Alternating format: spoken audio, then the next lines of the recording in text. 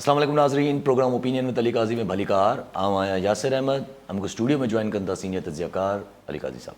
Welcome Ali साहब। Thank you Yasir. Ali साहब, अॼु मरीम नवाज़ शरीफ़ साहिबा मीडिया सां ॻाल्हायो, जिन में उन्हनि हिकिड़ी पहिरां त उन्हनि इमरान ख़ान साहब जे मथां इल्ज़ाम आया त उनखे 4 महीना पहिरां खां ख़बर हुई, पोइ बि हिकिड़ो फ़साद खणी आयो। हाणे त उनजी पार्टी जा माण्हू बि चवनि था त इन माण्हू खे फ़साद छो था करणु ॾियो। वरी उन्हनि इल्ज़ाम बि आया त बनी ॻाल्हि मनी ॻाल्हि आहे, सॼो ख़र्चो थो वञे KP गवर्नमेंट जो। पर गॾो गॾु हिकिड़ी नंढी ॻाल्हि करे छॾी त चई त अगरि रिटायर्ड फ़ौजियुनि खे कंहिंजे ईमा त जेके उहे डफेड़ था पैदा कनि इदारनि में, ऐं अगरि उन्हनि खे सियासत करणी आहे त पोइ तमगा वमगा छॾनि पंहिंजा अचनि सियासत कनि। जी ॾिसो न, हाणे हीअ जेका ॻाल्हि भई फ़साद ख़ान आहे या मनी ॻाल्हि आहे, बनी ॻाल्हि न आहे, त ठीकु आहे, हिक ॿिए सां ॻाल्हाईंदा रहनि था। ऐं शयूं जेके आहिनि पंहिंजे एक्सट्रीम पोलराइज़ेशन आहे। इमरान ख़ान ॼण ही जेके PTI ऐं ॿियूं पार्टियूं जेके आहिनि ॼण को ज़ाती हिकिड़े झेड़े में वरितल आहिनि, खूनी फ़साद थियल आहे। सियासी मुखालफ़त त कोन थी लॻे, ॿिन्ही जी ॿोली ॿुधी, हू चए त चोर ऐं लुटेरे, हू चए त फ़साद आहे, अलिफ़ आहे, बे आहे, चरियो आहे। हाणे हीअ मतिलबु लेवल न आहे। ठीकु आहे, थींदी असांजे थर्ड वर्ल्ड कंट्रीज़ में सख़्तु ॿोली इस्तेमालु थींदी आहे, पर मतिलबु हिकिड़ी यानी को गुंजाइश ई न पिया छॾनि। लेकिन बहरहाल इहो त हले पियो काफ़ी अरसे खां। हाणे जेको रिटायर्ड फ़ौजियुनि वारी ॻाल्हि मरियम साहिबा कई आहे, त इन जी ज़रूरत महसूसु छो थी आहे मरियम साहिबा? मरियम नवाज़ खे भई रिटायर्ड फ़ौजी आहिनि, उन्हनि हिकिड़ी का तंज़ीम जंहिंखे शायदि के रेकग्नाइज़ अलाए ऑफिशियली कयो वञे थो या नथो कयो वञे, लेकिन अगरि को 4 जनरल, 4 एडमिरल, 4 मेजर जनरल इहे इकट्ठा थी ऐं को प्रेस कॉन्फ्रेंस कनि पिया, कुझु ॻाल्हाइनि पिया, त इन जी मरियम नवाज़ खे परेशानी छो पई थिए? छा भले चवंदा रहनि, ज़ाहिर हुननि जी जेका गुफ़्तगू आहे ऐं हुन में उहा ज़ाहिर त इमरान ख़ान खे सूट थी करे, लेकिन पाण ॾिसूं पिया त शयूं मरियम नवाज़ साहिबा खे ज़ाहिर आहे इहे बेवजह फ़िक्र न आहे, इन जे पोयां सबब मौजूदु आहिनि। छाकाणि त ही अगेन हू कॉन्स्टिट्यूंसी आहे, ही असांजे मुल्क में इस्टेब्लिशमेंट जेका आहे, अगरि हुन सां वास्तो रखंदा रिटायर बि थी वञनि, मिसाल हाणे अली कुली ख़ान, ॿिया टिया ही जनरल्स आहिनि, ज़ाहिर हिननि जा हिकिड़ा कनेक्शन्स, हिननि जा जूनियर्स ऐं हिननि जी आवाज़ में या हिननि जी राय में हिकिड़ो हल्को त हुन राय खां मुतासिर थिए थो न। सो इन ई करे तव्हां ॾिसो त जेके 2 शयूं, हाणे हिकिड़ो इतफ़ाक़ बि थी सघे थो त पहिरीं हू चेयरमैन चीफ ऑफ जॉइंट जेको हुन अची चयो त भई एटमी असासनि ते न ॻाल्हायो, इहो अगेन इतफ़ाक़ आहे। त इमरान ख़ान थोरा ॾींहं अॻु चयो त असांजा एटमी असासा ख़ुदा न ख़ास्ता कॉम्प्रोमाइज़ थी वेंदा। वरी जेका कल फॉर्मेशन कमांडर्स जो इजलास थियो आहे, मूं कंहिं अख़बार में पढ़ियो पिए त अमूमन एतिरो तकिड़ो थींदो कोन्हे, पर हीअ मुंहिंजे ख़्याल 2 या 3 महीननि जे वक़्फ़े में वरी इजलास थियो। त शयूं ज़ाहिर हर को, ऐं ज़ाहिर असांजी जेका इस्टेब्लिशमेंट आहे, मिलिट्री इस्टेब्लिशमेंट, हू हिकिड़ो प्रोफेशनली पंहिंजे पाण खे हिकिड़ो डिसिप्लिन्ड ऑर्गेनाइज़ेशन तौरु रखे थी, ऐं हू यूज़ टू न आहे जेको थिए पियो। हीउ जेको कुझु थिए पियो, इन लाइ असांजी इस्टेब्लिशमेंट अहिड़ी सिचुएशन कॾहिं पहिरीं हैंडल न कई आहे। या त हू पाण पावर में रही आहे, मार्शल आर्ट्स रहंदा आहिनि, उनमें उहे माण्हुनि जी ॻिची ऐं आवाज़ बंदि हूंदी आहे, या पोइ हू एतिरो ओपनली डिबेट में या डिस्कशन में कन्वेंशनल मीडिया हुजे या सोशल मीडिया हुजे, इहो थियो कोन्हे। सो हुननि लाइ बि हिकिड़ी नयो चैलेंज आहे। तव्हां कॉलर आहे, ॿुधी वठो। कॉलर वठी वठो। अब्दुल हकीम घुमण ठिकराटो मां। जी घुमण साहब, छा चवणु चाहींदा? साईं, असांजे अली काज़ी साहब खे सलाम आहे। वालेकुम सलाम। असांजो अर्ज़ु इहो आहे त मक़सूद चपड़ासी फ़ौत थी वियो आहे, डॉक्टर रिज़वान बि फ़ौत थी वियो आहे, आयान अली जो जेको तफ़सील जो FI ऑफिसर हो उनखे बि मारियो वियो, आयान अली जो जेको थियो वकील थियो सरदार लतीफ़ ख़ान खोसा थियो। हीअ पाकिस्तान सां थिए छा पियो साईं? कहिड़ो पाकिस्तान जी आवाम सां पाकिस्तान सां मज़ाक बि थिए, दुनिया में असांजो तमाशो बि थिए। इन लाइ असांखे अली काज़ी साहब खां रायो वठिणो आहे त असां सिंधवासी तो सुठी उमेदु सम्झी सघूं था। ही आवाम ही पाकिस्तान करे थिए छा पियो? अली काज़ी साहब खां असांजो इहो सुवालु आहे त कहिड़ी मुल्क में कहिड़ी कानून इलाइक़नि में छा जेको ॾाढो आहे पावर में आहे, उहो हिनखे दॿायो, पंहिंजा केस ख़तमु पियो कराए। ठीकु आहे साईं। साईं, पाकिस्तान में छा थी रहियो आहे खे अगरि घुमण सां थोरो जुमिले खे पाण ज़मान हाल जी क़ैद मां ॿाहिरि कढूं त भई छा थी रहियो आहे, मतिलबु जेको अॼु थी रहियो आहे इहो ई कमाल आहे न सही। असां वटि 75 सालनि में छा थींदो रहियो आहे सभु कमाल आहे। ऐं हर दफ़े कुझु अहिड़ो नओं थिए थो जो माण्हुनि जे ॾंदनि में आङुरियूं अची वञनि थी थो वञे, ईअं बि थींदो आहे छा मुल्कनि में। सो असां वटि जेको कुझु हाणे थी रहियो आहे इहो जेको 75 सालनि खां थींदो अचे पियो हिन जी तसलसल आहे। जी हा। त ज़ाहिर जीअं तव्हां थोरे थोरे अरसे खां पोइ तव्हां ॾिसंदा आहियो त ड्रामनि जो जेको आहे उनजो थोरो स्क्रिप्ट त चेंज कबो न, माण्हू बोर थी पवंदा। जी हा। सो ही ड्रामो त 75 सालनि खां हले थो, अजीब ॻाल्हि आहे। यानी जिन्हनि ते नैब जा केसिस आहिनि उहे चवनि था नैब जो लॉ ख़तमु करे छॾिजे, ॾंद टोड़े छॾिजे। करे छॾियो। इमरान ख़ान हुकूमत जो जेको इक़्तिसादी जाइज़ो पेश करे पई उहो नवाज़ लीग हुकूमत करे पई। जी हा।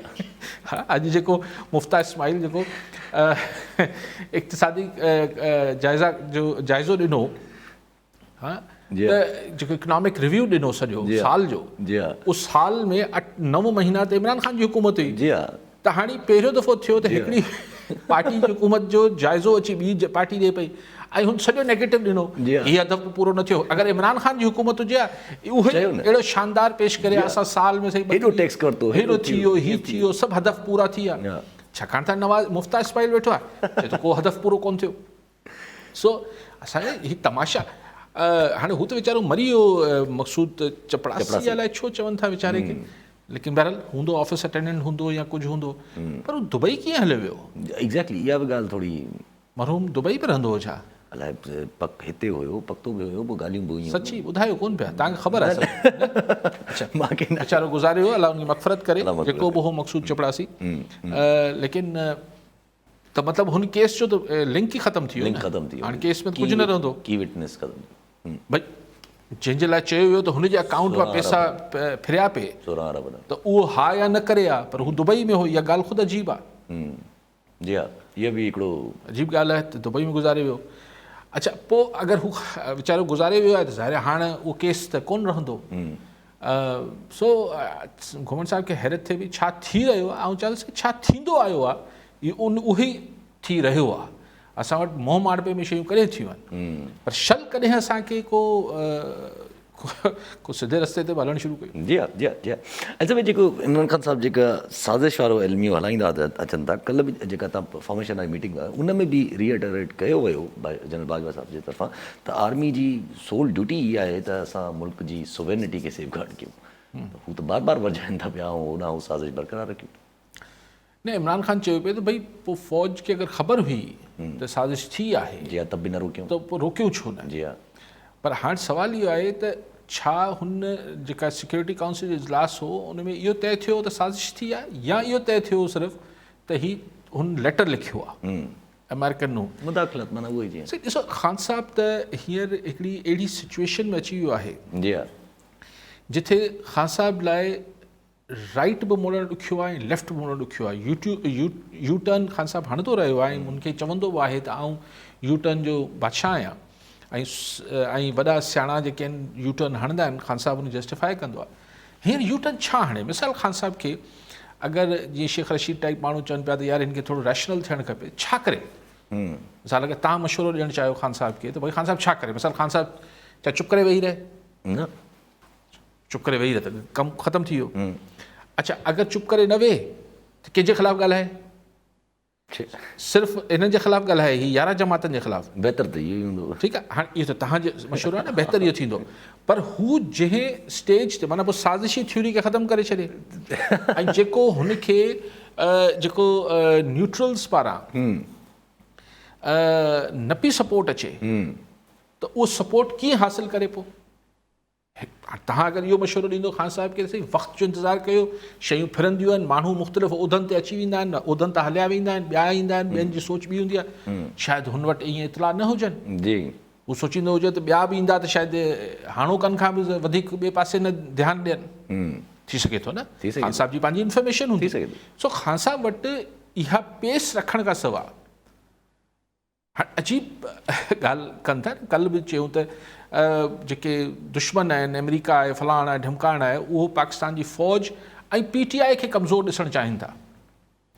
त छा PTI असांजी फ़ौज जी जेका आहे उहा Political wing आहे। छा विंग आहे छा? पॉलिटिकल विंग आहे, ईअं सम्झो, माना ईअं ॿुधाइनि था, इहो त ॻाल्हि इहा ई। भई जीअं रेंजर्स आहे, जी हा। पैरामिलिट्री फोर्सिस जी हूंदियूं हा, आहिनि, जी हा। त हाणे ॻाल्हि इहा आहे त छा ही पैरा पॉलिटिकल हू आहे छा?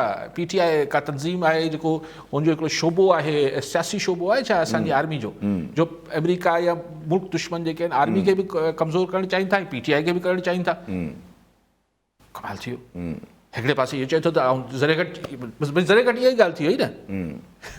जी हा। भई ख़ान साहब चवणु छा थो चए त फ़ौज खे ऐं PTI खे कमज़ोर करणु चाहिनि था, माना PTI छा आहे? पॉलिटिकल विंग आहे छा? जी हा। न आहे। सो ख़ान साहब जी बि ॻाल्हियूं, सो ही इज़ आई मीन अगरि ईमानदारी सां चयो वञे, इनमें को बाइसिस या पंहिंजा लाइक्स डिसलाइक्स हिकिड़े पासे रखी अचां त ख़ान साहब कंफ्यूज़ त हूंदो न त भई छा थींदो। मता के आसरा ॾिना हुजनि त साईं तव्हां तरसो, ही बजट पेश थियणु ॾियो, ही जुलाई वुलाई में तव्हांखे कराए ॾियूं था, पर तेसि ताईं छा करे? कुझु न कुझु त करिणो आहे न। त उहा ॻाल्हि त हुन पंहिंजो लॉन्ग मार्च ते अदालत जे पोयां लिखी वियो। जी हा। उहो पंहिंजे लॉन्ग मार्च खे त अदालत जे पोयां लिकाए छॾियो आहे ख़ान साहब ते, भई जॾहिं अदलिया इजाज़त ॾींदी तॾहिं आउं लॉन्ग मार्च कंदुसि, उहा ॻाल्हि त फ़िलहाल जी हा। मटी पाओ। जी हा। वो तो जॾहिं नौमन तेल उतरेगा तो फिर राधा नाचेगी, तो उहो त ॻाल्हि वई। बाक़ी छा करे? बयानियो कहिड़ो ठाहे? त बयानियो हुन वटि सिर्फ़ु अगरि इहो ई चवंदो रहंदो इहे चोर आहे, इहे चोर आहे, चोर, हाणे इहो काफ़ी थी वियो। What more? सो वॾो दुश्मन, वॾो मुखालिफ़, अमेरिका मुंहिंजे ख़िलाफ़ु आहे, इज़राइल मुंहिंजे ख़िलाफ़ु आहे, भारत मुंहिंजे ख़िलाफ़ु आहे, ऐं आऊं जेको आहे हीअ जेके फलाणा, त पोइ उते हुनजे नैरेटिव मां पोइ स्लिप ऑफ टंग बि थिए थी, पोइ ज़बान बि जीअं चए तिरकी वञेसि थी, पोइ अलाए छा छा चए थो ख़ान साहब। कंफ्यूज़ त आहे।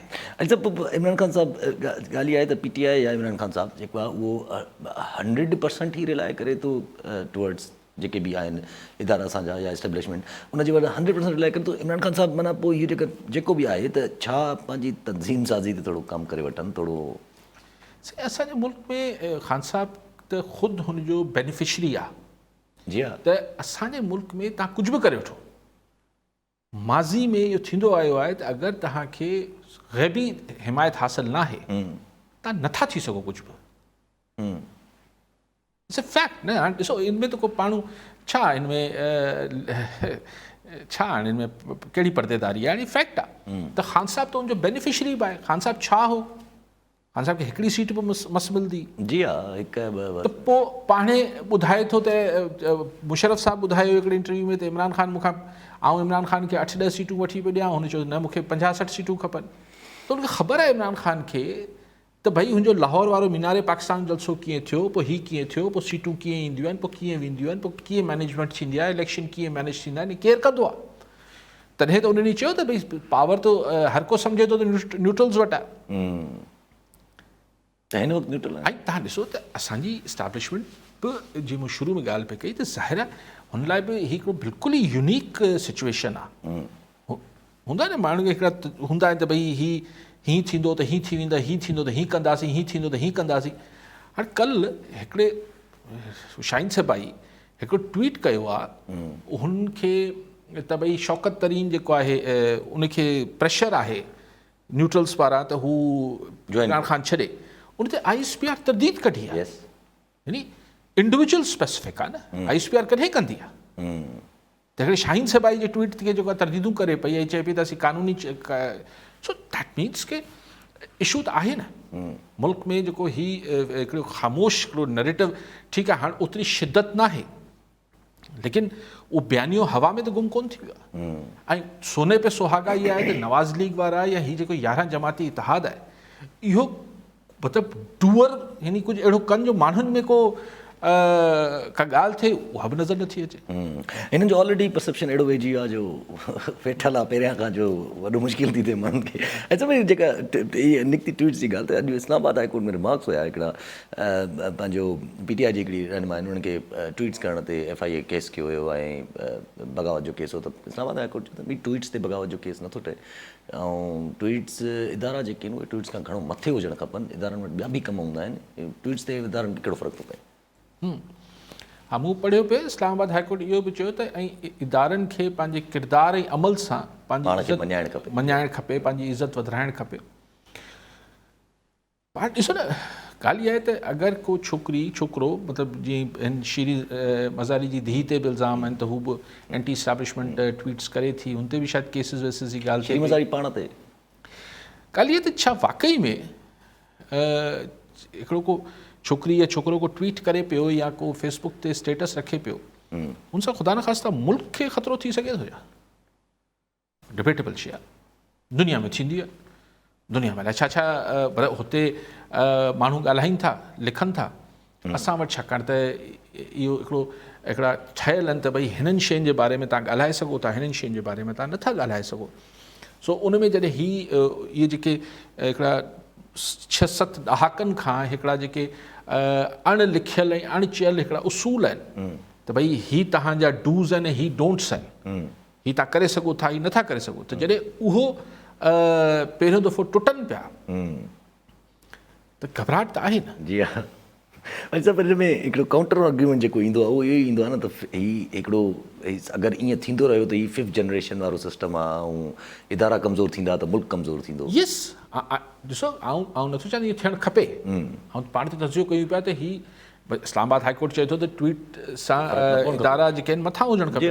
ऐं उन ॻाल्हि ते ॻाल्हि कए पियो, ज़ाहिर आहे ही अगरि को दानिस्ता करे पियो या नादानिस्तगी में करे पियो, ज़ाहिर आहे ही 4th जनरेशन ऐं 5th जनरेशन जी जेके ॻाल्हियूं थियनि थियूं, लेकिन सर ॾिसो ॻाल्हि इहा आहे त देन अगेन तव्हांजा सिर्फ़ु डंडे सां ई मामलात हल थींदा आहे त सही न, डंडे सां ई सिर्फ़ु मामलात कीअं हल थींदा? जी हा, जी हा, तव्हांखे हाणे इहो सम्झणो पवंदो, असांखे हाणे सम्झणो पवंदो त यार हाणे मतिलबु ठीकु आहे, सभिनी जी कुर्बानियूं आहिनि, इदारनि जी बि आहिनि, इंडिविजुअल्स बि कुर्बानियूं ॾियनि था। हीउ हिकिड़ो जेको वीचारो मज़ूर जेको आहे सुबुह खां राति ताईं कमु करे थो, ठेलो हणे थो, इन जी बि कुर्बानी आहे। ठीकु आहे, ज़ाहिरी तरह हू पंहिंजे बचनि लाइ कमु पियो करे, पर ॻाल्हि इहा आहे त सभु हिन सोसाइटी खे कॉन्ट्रीब्यूट कयूं पिया, त ही को बि मतिलबु मथां त न हुजणु खपे। सो हाणे हिन में ज़ाहिर आहे, पर इहा शइ असांजे मुल्क में थोरो घटि हज़म थी। जी हा, घटि हज़म थिए थी पई। ठीकु आहे, असां वटि थींदो आहे, असां ॿराड़ी में हिते हुते ऐं शहरनि में भई मैं प्रेसूं, मैं सहाफ़ियूं ॼण मथां लही आया आहियूं, ऐं त पंहिंजी ॻाल्हि कयां पियो, असांजो मथो ख़राबु। सो जंहिं वटि असां वटि हिकिड़ा टैबूस ठहियल आहिनि, पाण वधीक छा ॻाल्हायूं, हा, बसि हिन खां अॻिते हलंदो पिया। अच्छा, पंहिंजी हिन अचूं पब्लिक इकोनॉमिक सर्वे ते त हिकिड़ी ॻाल्हि कई पंहिंजो मिफ्ता इस्माइल साहिबु। मिफ्ता इस्माइल साहिबु चयो त मुश्किल चई जेकी माशी इस्तेकाम जी तरफ़ मुश्किल हालात में निकिरूं था, इस्तेकाम जी वञूं त मुश्किल फ़ैसिला असां कया आहिनि, पेट्रोल जी प्राइस वधाई आहे, पर चई इमरान ख़ान साहिब जी तव्हां फ़ैसिले खे ईअं ॾिसो त जेको हुन फ़ैसिलो सब्सिडी ॾियण जो कयो हुयो, it was not a relief. ऐं ॻाल्हि इहा चई त इहो रिलीफ न आहे, इहो रियासत लाइ हिकिड़ो माना ॼण सम्झो त सुरंग हुई। अॼु असांजी हुकूमत लाइ सुरंग न हुई, बारूदी सुरंग न हुई, मुल्क लाइ हुई, रियासत लाइ हुई। ज़ाहिर आहे हुकूमत छा हूंदी आहे, असल ॻाल्हि त मुल्क जी हूंदी आहे। इमरान ख़ान शायदि इहो सम्झो पिए आख़िरी मिनट ताईं, हुनखे यकीन ई न आयो, हुनखे यकीन ई न पियो आयो त को नो कॉन्फिडेंस कामयाबु थी वेंदी। हुनजो ख़्यालु हो त आख़िरी मिनट ते बि ग़ैबी मदद ईंदी ऐं मामलात बहितर थी वेंदा, सेव थी वेंदो। सो हुन सोचियो त हीउ महीने ॾेढ जी सिर्फ़ु सब्सिडी ॾियां पियो, जीअं ई नो कॉन्फिडेंस ख़तमु थींदो आहे वरी सब्सिडी ख़तमु करे छॾींदासीं, वरी बिज़नेस एज़ यूजुअल हलणु शुरू थींदो। So there he was wrong ऐं नो कॉन्फिडेंस थी वई। जी हा, छाकाणि त हुनखे सम्झाइण वारा सम्झाईंदा त न सर कॾहिं पाकिस्तान जी तारीख़ में न थियो आहे, या पाण खे कॉलर फ़ोन करे चवंदा न साईं किथे नो कॉन्फिडेंस कॾहिं थींदो ई न, तव्हां हमेशह चवंदो यार पहिरियों दफ़ो थींदियूं आहिनि शयूं। जी हा, जी हा, ऐं अगरि वाकई में न्यूट्रल आहे त पोइ थींदो ऐं थियो। लेकिन आउं वरी बि इहा ॻाल्हि कयां थो त ॾिसो हिन गवर्नमेंट लाइ बि 1 साल या 13 महीना हलाइणु ॾुखियो आहे, ऐं हिन गवर्नमेंट जी पंहिंजी फॉल्ट लाइन्स आहिनि। हाणे अंदरि ही सिर्फ़ु मामलात आहिनि, हाणे हुन ते खुली नथा ॻाल्हाए सघूं, जेके अंदरि जा मामलात आहिनि उहो सिर्फ़ु सेटल थियणु ॾियो तव्हां, ऐं उहो आउं सम्झां थो त जुलाई वुलाई में किथे सेटल थी वेंदा मामलात, त ॾिसो ईअं कीअं तव्हां हलाईंदो, हिकिड़ी सिचुएशन आहे न, इन जे अंदरि जी पंहिंजी फॉल्ट लाइन्स आहिनि। हाणे ही ज़िमनी चूंडूं थियनि पियूं, इलेक्शन केतिरी रिग्ड हूंदियूं, हाणे इहो बि सुवालु आहे। इहे जेके 20 सीटूं पंजाब में थींदियूं, उनजा जॾहिं रिज़ल्ट ईंदा, जेका जुलाई में थियणियूं आहिनि न, जी हा, अगरि हुनजा रिज़ल्ट इमरान ख़ान जे हक़ में अची विया त छा कंदो? अगेन जेका ॻाल्हि आउं लॉजिक तव्हांखे ॾींदो हुउसि त यार नवाज़ लीग GT रोड जी सेंटिमेंट खे रिप्रेज़ेंट करे थी, नवाज़ लीग GT रोड जी जज़्बनि जी नुमाइंदगी करे पई, हिन खे ख़तमु नथो करे सघिजे। साॻी लॉजिक हाणे IK लाइ आहे त सॼी GT न, पर GT जो बि ॻच हिसो, बल्कि इंस्टीट्यूशन्स जे अंदरि हुनजी जेका पल्स आहे, जी हा, त इन राय अमा खे तव्हां किथे गुम करे छॾींदो। ऐं हिते न पियो चवां IK सही आहे IK ग़लति आहे, पाण तर्जुमो कयो आहे। हुन महिल बि मां न चवंदुसि नवाज़ लीग सही आहे या ग़लति आहे, but then it is। ऐं जीअं शयूं बदिलजनि पियूं, तव्हां ॾिसो त ख़ुदि ख़िते जी सूरत-हाल, अमेरिका जा मामला, चाइना, पाकिस्तान खे मतिलबु इनर स्टेबिलिटी, मतिलबु कुझु माण्हू त फ्रस्ट्रेट थी ईअं बि ॻाल्हाईनि था न त यार मतिलबु छा आहे, कुझु फ़र्दनि जो मसइलो आहे, उन करे सॼो मुल्क जेको आहे उहो हिकिड़ो गैर यकीनी जी सूरत-हाल ते आहे। जी हा, जी हा, फ़र्दनि खे हिकिड़े पासे करे वठो, जी हा, मतिलबु अॻिते हलो। जी हा, ठीकु आहे। कॉलर सां गॾु नदीम मंगी लाड़काना मां। जी मंगी साहब, छा चवणु चाहींदा?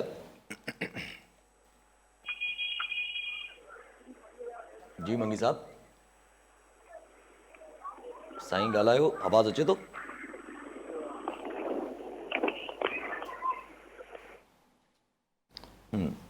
शायदि साईं खे आवाज़ नथो वञे।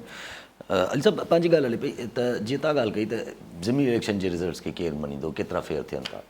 इमरान ख़ान साहब हाणे खां ई नैरेटिव ठाहिनि था, नेक्स्ट इलेक्शन में ई रिगिंग करणु वञनि था। अॼु TV ते वेठा हू चवनि पिया नेक्स्ट इलेक्शन में रिगिंग करणु वञनि था पिया, हाणे खां ई ठाहिनि था पिया नैरेटिव। मां उहे चवां पियो न त तव्हां पोइ छा कंदो हलो। एग्ज़ैक्टली, पोइ त ॻाल्हि इहा आहे त ख़ुदि इलेक्शन बि जेको आहे उहो अगरि थियनि था ऐं मर्ज़ी जो रिज़ल्ट नथो अचे त ॿी धुर चवंदी त ही जेका रिग्ड आहिनि। तंहिंजे करे जेको कॉन्सेप्ट ऑफ ग्रैंड डायलॉग आहे, ग्रैंड जिरगा पाकिस्तान में थियणु खपे, या ग्रैंड डायलॉग चइजे, जिरगा त अजीब लफ़्ज़ आहे, त ग्रैंड डायलॉग थियणु खपे। उहो ॻाल्हि जेका आहे बसि केरु प्राइम मिनिस्टर कॾहिं करे छॾे थो, कॾहिं को साफ़ी करे छॾे थो, कॾहिं को ॿियो करे छॾे थो, बसि ॻाल्हि आई वई थी वञे थी। That is the answer. You see, to create political stability in the country, which will ultimately, J political stability सियासी इस्तेकाम ईंदो त उन मां ई माशी इस्तेकाम ईंदो, उहो तव्हां ग्रैंड डायलॉग खां सवाइ कीअं कंदो मूंखे सम्झ नथी अचे। ठीकु आहे। कॉलर न संगत नदीम मलिक और नदीम मंगी लाड़काना मां। जी मंगी साहब, छा चवणु चाहींदा? साईं वालेकुम सलाम। साईं, असांजो हिकिड़ो सुवाल आहे त ही महांगाई जेकी आहे त वञे थी रोज़ रोज़ साईं चढ़ंदी, इन जी केतिरी ताईं हद मुक़ररु थींदी, या बसि ईअं चकी में जेको आहे त ग़रीब माण्हू साईं पिसंदा रहंदा, या हिन जो को मसइले जो हल हूंदो, या अदीब ऐं शाइर ऐं जेके वॾा सियासतदान आहिनि, या कुझु असांजा जेके आख़िरी पसंद माण्हू आहिनि, उहे गॾिजी वेही करे को साईं मसइलो जज साहिब वेही को मसइलो को हल कनि, त इनशाला साईं इहो मसइलो हल न थी सघंदो सर। माण्हू जेके हिन बेवर्दी इहो आहे त माण्हू जेके दुकानदार आहिनि उहे ईअं कुझु वधे ई नथो, न तेल न छा, त उनखे न चेक इन बैलेंस आहे, न को पुछण वारो आहे कि चेकिंग कंदा आहियो के मुखियाकार वग़ैरह। इन जे बारे में साईं तव्हांखे रिक्वेस्ट कंदा थोरो ॻाल्हाईंदो सर। ॾिसो, अगरि साईं जी ॻाल्हि सां गॾु रखी छॾियो त पेट्रोल महांगो थियो, महांगाई जी रड़ियूं निकिरी आहिनि, पर जेको आला अदलिया आहिनि उन्हनि जे लाइफ स्टाइल ते शायदि कुझु ज़्यादा फ़र्क़ु पियो आहे, इन करे 10% अलाउंसिस ऐं पेज़ में उन में वाधि थी वई आहे। असीं आला अदलिया जा सुठी ॻाल्हि आहे, असां अराह न थियनि था, पर ॿियनि जी बि पघारूं वधाए छॾिजनि। ऐं बजट अचण वारो आहे, उनखां कुझु ॾींहं पहिरीं जेके हायर जुडिशरी जा अलाउंसिस ऐं पघारूं वधाइनि, सुठी ॻाल्हि आहे, ॿियनि जी वधाए छॾीनि। बाक़ी जेको मंगी साहिबु ॻाल्हि कनि पिया त ॾिसो, इहा फैक्ट आहे। ऐं इहा ई ॻाल्हि आउं चवां थो त हिकिड़ी महांगाई ते ही जेको तव्हां 60 रुपया डीज़ल ऐं पेट्रोल वधाए छॾियो, तव्हां बिजली वधाए छॾी। अॼु कराची लाइ त वरी ख़ुशख़बरी आहे त 6.5 रुपया, उहो पौणा 8 रुपया अलॻि वधिया, हाणे 6.5 रुपया वधीक कराची लाइ, सिर्फ़ु कराची लाइ। सिर्फ़ु कराची त न, इट्स कैपिटल, सॼो मैन्युफैक्चरिंग सभु कुझु वग़ैरह हिते आहे, त हिते वधाए छॾियो। हाणे वधाए छॾियो, उते हू पेट्रोल डीलर जेके पेट्रोल पंप एसोसिएशन वारा आहिनि उहे अपीलूं कनि पिया त असांजो जेको मार्जिन ऑफ प्रॉफिट आहे वधायो, माना उहो बि आवाम ते अचे। अगरि रुपयो वधे या ठाना वधे, उहो बि आवाम ते अचे। हिकिड़ो त इहा छिप छा जबल अची किरियो आहे मथां वरी को, छाकाणि त हेठि चेक एंड बैलेंस आहे ई कोन। मुंहिंजी मर्ज़ी आहे, आऊं जेके आहे केतिरी दुकानदार आहे, ऐं जेतिरी मर्ज़ी में विकिणां, तव्हांखे न वठिणो आहे तव्हां ॿिए वटि वञो। भाई कोई प्राइस लिस्ट, को ॻाल्हि, का मुहाड़, को एडमिनिस्ट्रेशन, को हेठि चेकिंग थिए, को भाई कहिड़ी शइ कहिड़े, ठीकु आहे। उन जेको हीअ जेका महांगाई जी इन्फ्लेशन आहे, उनजे तनासुब सां तव्हां महांगाई ज़ाहिर थींदी, दुकानदार खीसे मां त कोन भरे ॾींदो, लेकिन केतिरी वधणु खपे। अगरि शइ बेदा जेके आहिनि उहे मिसाल डज़न ते 15 रुपया वधनि खपनि या 10 रुपया वधणु खपनि त तव्हां हुनखे 25 या 30 रुपया वधायो पिया ऐं तव्हां खां केरु पुछे कोन पियो इहो छा आहे। ऐं उहो ज़ाहिर ऐं तव्हां ॾिसो त को बि गवर्नमेंट तव्हांखे हेठि हिन मामले में वरी पंजाब में इहे ख़बरूं वबरूं ॿुधूं था त को अटो वटो सस्तो करण जी हिकिड़ी नाकाम कोशिशि थिए पई। जी हा, पर नाकाम कोशिशि आहे न, कीअं थींदो अटो सस्तो? तव्हां पेट्रोल वधाए अटे ते सब्सिडी ॾींदो छा? सो ही हिकिड़ी पोइ माण्हुनि खे फ़ोनूं चओ फ़ोन कयो 786 ते पोइ तव्हांखे 2000 रुपया मिलंदा। यार हाणे बसि करे यार। अच्छा, हिकिड़ी अॻु रहिजी वई थोरो ज़हन में हाणे आई त मरीम नवाज़ शरीफ़ हिकिड़ी ॻाल्हि कई हुई, उन चयो त अॼु ई ॻाल्हाईंदे जेका पहिरियों वारो इल्ज़ाम हो उनखे वरी वरजायो अथऊं त चई अञा ताईं इमरान ख़ान जे पोयां जेको हथु आहे उहो ही सभु कुझु कराए थो, माना ॾफेर फैले थो, सभु कुझु इमरान ख़ान जेको फैलाए थो उहो पोयां हथ जे ज़ोर ते करे। पोयां हथु कहिड़ो अथसि हाणे? ऐं सम्झ में ॻाल्हि नथी। ॾिसो इहो त अलाए छा मरियम साहिबा चवनि थियूं, शायदि के इंडिविजुअल जी ॻाल्हि कंदियूं हुजनि त कंदियूं हुजनि, जेका इंस्टीट्यूशनल बैकिंग हुई इमरान ख़ान खे, जेको इदार पूरे बतौर हिकिड़े ऑर्गेनाइज़ेशनल सपोर्ट इमरान ख़ान खे हुई, उहा त न आहे। उहा हुजे हा त नो कॉन्फिडेंस मरियम बीबी ॿुधाए त किथां अचे हा। बाक़ी अगरि को फ़र्द हिकिड़ो पंहिंजी ज़ाती राय में, पर उहो कोई अहिड़ी पोज़ीशन में त हुजे न। ऐं आउं सम्झां पियो किथे इशारो थिए पियो। इहे मरियम साहिबा जी हाणे ज़ाहिर पंहिंजी पुराणी बाहियूं कढे थी उन इंडिविजुअल मां। जी हा, पर अॼु सभु बिल त पास थिया असेंबली मां मुश्तरका इजलास में, पर PTI वारा ॾाढा खुली एहतजाज कयो आहे ॿाहिरि बि। हालांकि चवनि था असां इस्तीफ़ा ॾेई छॾिया आहिनि, पर पोइ बि पार्लियामेंट जे ॿाहिरि अची विया। सही, पार्लियामेंट जी मेंबरशिप त इस्तीफ़ा ॾिनी आहे न, ॿाहिरि बि एहतजाज करण जो हक़ त अंदरि वञण जी कोशिशि बि कनि पिया। मतिलबु ज़ाहिर हिकिड़ो सीन क्रिएट करण जी कोशिशि कनि पिया। ऐं लेकिन हू जेके ॻाल्हि हुई शुरू में त भई असीं नैब खे ठीकु कंदासीं, असीं जेके आहिनि इलेक्शन रिफॉर्म्स कंदासीं ऐं पोइ इलेक्शन कराए छॾींदासीं। कुझु रिफॉर्म्स थियणा आहिनि, पोइ इलेक्शन में उहो त थी वियो। हाणे छो मुद्दो पूरो करिणो आहे? अलाए मुदत इन करे पूरी करणी आहे यासिर साहिबु त हींअर इलेक्शन कराईंदा त गिची मची वेंदी। ऐं ॿी ॻाल्हि इहा आहे त हींअर IMF सां अञा ज़ाहिर IMF जेको आहे उहो को कीअं एग्रीमेंट न कयो आहे, न कोई लीज़ न कयो आहे, न कुझु बि। लेकिन चवनि था त IMF जेको आहे उहो हुन सां न कंदी, केयर टेकर गवर्नमेंट सां न कंदी। हफ़ीज़ शेख साहिब खे विहारे छॾियो, पाण ठही पवंदा। ऐं हू बाकर साहिबु कहिड़ो स्टेट बैंक जो गवर्नर, उनखे फाइनेंस मिनिस्टर ठाहे छॾियो, प्राइम मिनिस्टर हफ़ीज़ शेख खे ठाहे छॾियो। मुंहिंजे ख़्याल IMF करे वठंदी। पोइ वरी असांजे पोइ वरी हिननि खे भउ इहो हूंदो न त असांजे हथ मां ॻाल्हियूं निकिरी वेंदियूं वरी पोइ। ऐं सभु सिंध गवर्नमेंट ते अगरि अचिजे त बजट सिंध गवर्नमेंट जो पोएं साल जो खातो वरी हर साल वांगुरु 50% ताईं इस्तेमालु करे सघी आहे, 50% लैप्स। जी, रिलीज़ ई 75% थियो, पर 75% मां बि 25% जेको आहे उहो ख़र्च न थी सघियो, यानी टोटल 50% असीं ख़र्च ई न करे सघियासीं। छा चइजे? ॾिसो न, हिकिड़ी शइ त थिए थी त बाबा हीउ तरक़ियाती कमु नथो थिए, हीउ स्कूल नथो ठीकु थिए, हीउ हॉस्पिटल नथी ठीकु थिए, अलिफ़ रोड नथा ठहनि, घिटियूं नथियूं ठहनि, ड्रेनेज नथो ठहे, अलिफ़ पैसा न आहिनि। पैसा आहिनि, असीं पैसा ख़र्च नथा करे सघूं।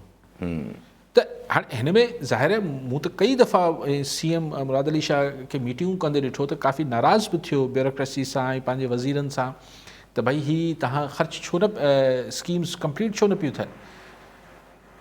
पर प्रॉबेबली ब्यूरोक्रेसी खे या हिन सॼे जीअं हले थो कारवार उनमें जंहिंमें को पैसा वञण खां पोइ वापसी जो आसरो नथो हुजे, उहो फंड ख़र्च करण में कंहिंखे दिलचस्पी न आहे।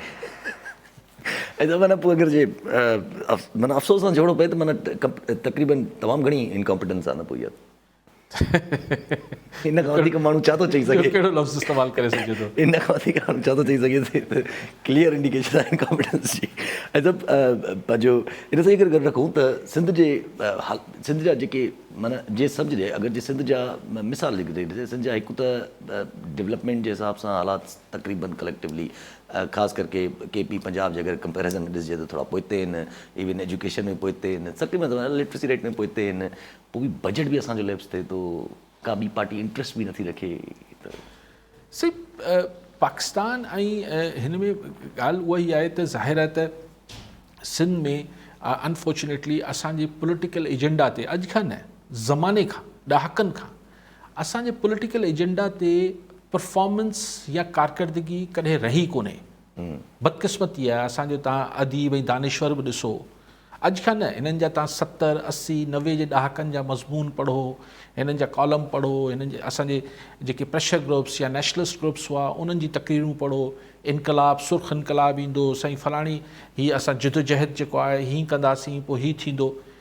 परफॉर्मेंस त न ॻाल्हाइबो। परफॉर्मेंस असां वटि गवर्नेंस या परफॉर्मेंस जेको आहे, अच्छा वोटर बि हुन वटि अगरि चङे मुड़ुस या भोतार जे हुन ते न बि ॾियणो आहे त पोइ जज़्बात में ॾियणो आहे, बाबा हीअ शहीदनि जा वारिस आहिनि, हीअ असां ते कर्ज़ु आहे, असां ते फ़र्ज़ु आहे।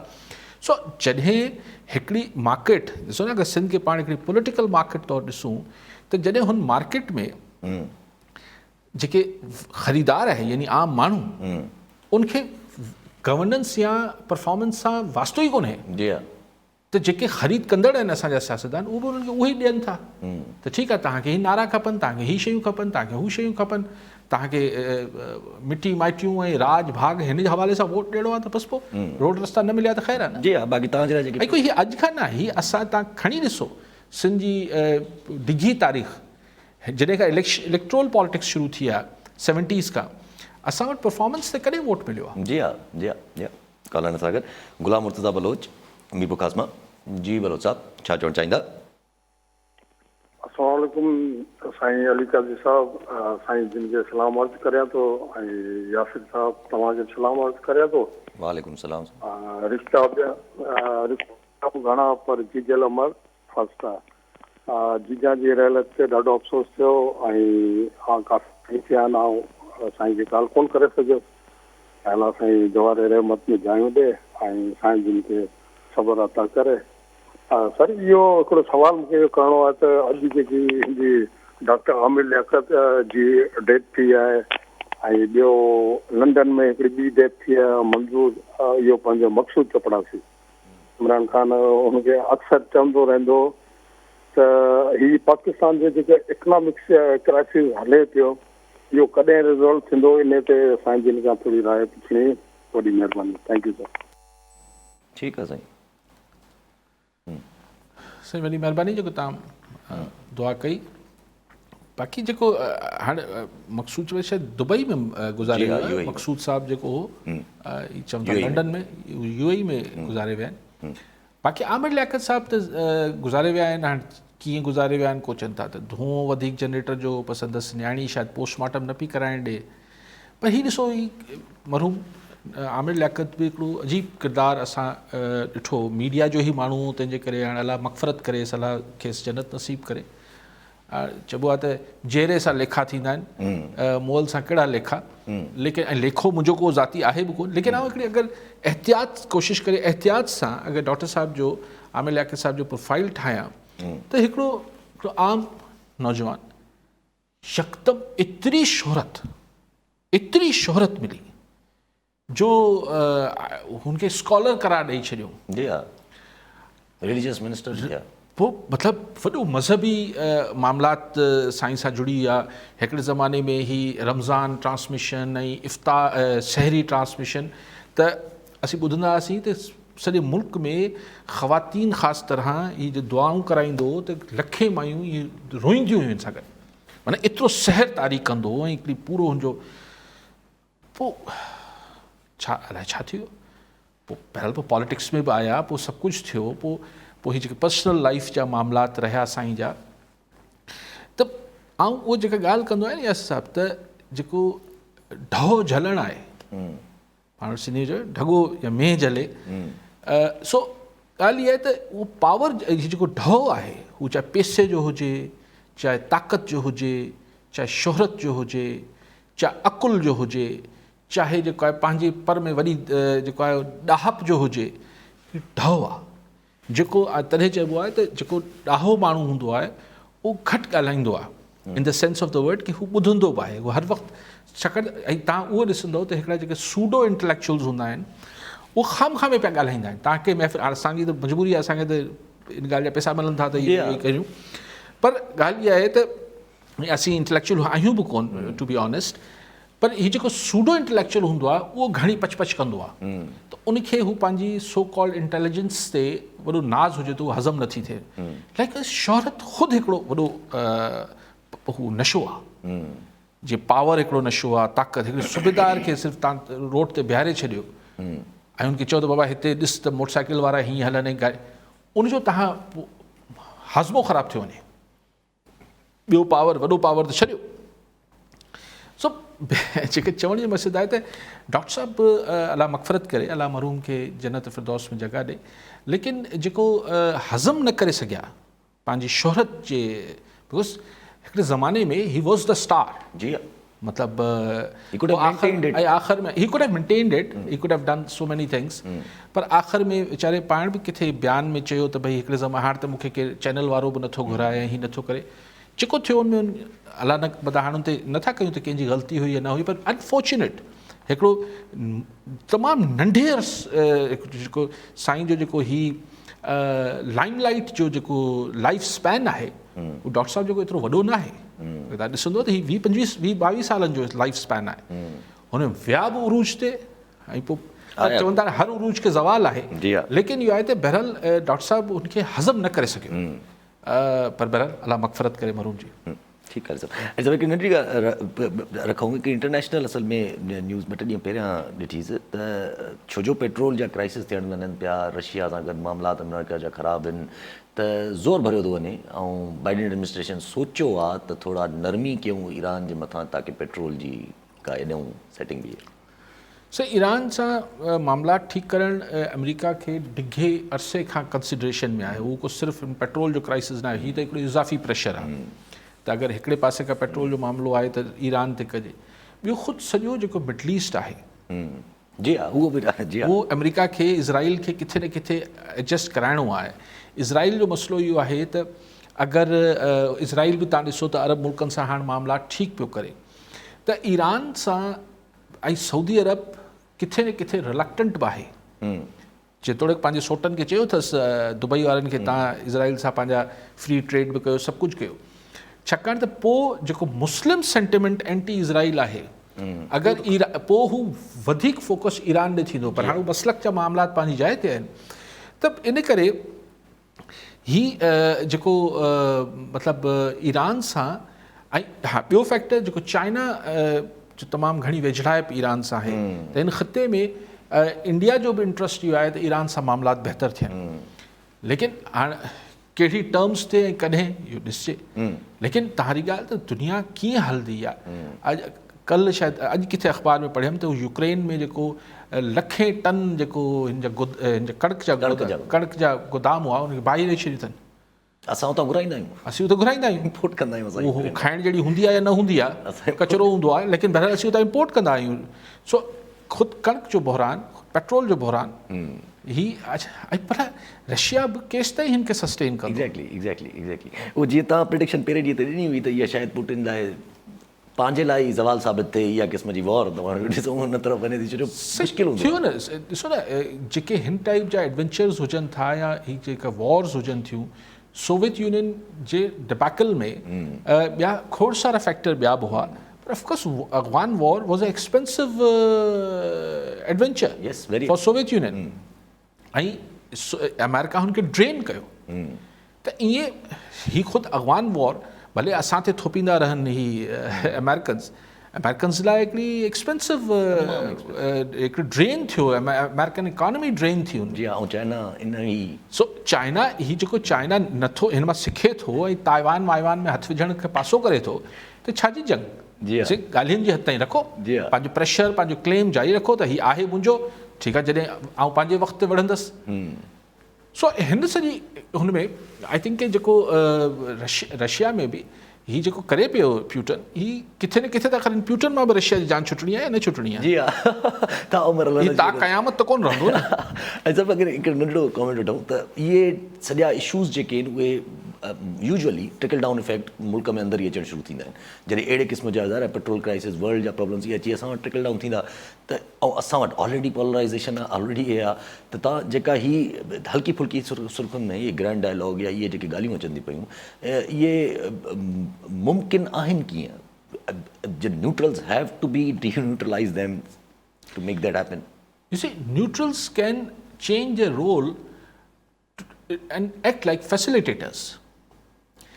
ॾिस न्यूट्रल छा हूंदो आहे? न्यूट्रल हिकिड़ो हूंदो आहे मुंहिंजो कुझु न वञे, ॿ माण्हू विढ़नि पिया हिते स्टूडियो में, तव्हां ॿई विढ़ी पओ ऐं हितां आऊं चवां मुंहिंजो कुझु न वञे, पाण में ॼाणी त अदा कैमरा टुटे पियो, स्क्रीन टुटे पई, स्टूडियो खे नुक़सानु थिए पियो, लाइटूं टुटनि पियूं, महिरबानी त either I can just be neutral or remaining neutral I can play the role of a facilitator, यानी आऊं हिकिड़ी सालसी जो किरदारु त अदा करे सघां थो न।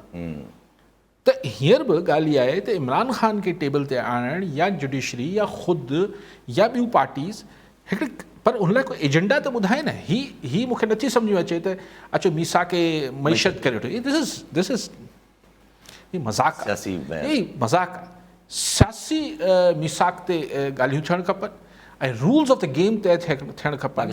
जुडिशरी, इस्टेब्लिशमेंट, पार्लियामेंट, अपोज़िशन, सभिनी खे त भाई आईंदा 10 साल ही मुल्क कीअं हलंदो ऐं क्लोज़ डोर न कजे, ओपन ही कोई कैमरा सेशन न थियणु खपे, ओपन सेशन थियणु खपे, एजेंडा तुज़ हुजे, मुख़्तसर हुजे, पोइ तव्हांखे 48 कलाक लॻनि था, तव्हांखे 1 हफ़्तो लॻे थो, तव्हांखे 10 ॾींहं लॻनि था, you get it done, get the things done. ठीकु आहे, वॾी महिरबानी साहब। नाज़रीन, अॼु जे प्रोग्राम जो वक़्तु पूरो थियो, वरी मिलंदा ईंदड़ प्रोग्राम में, दुआ में।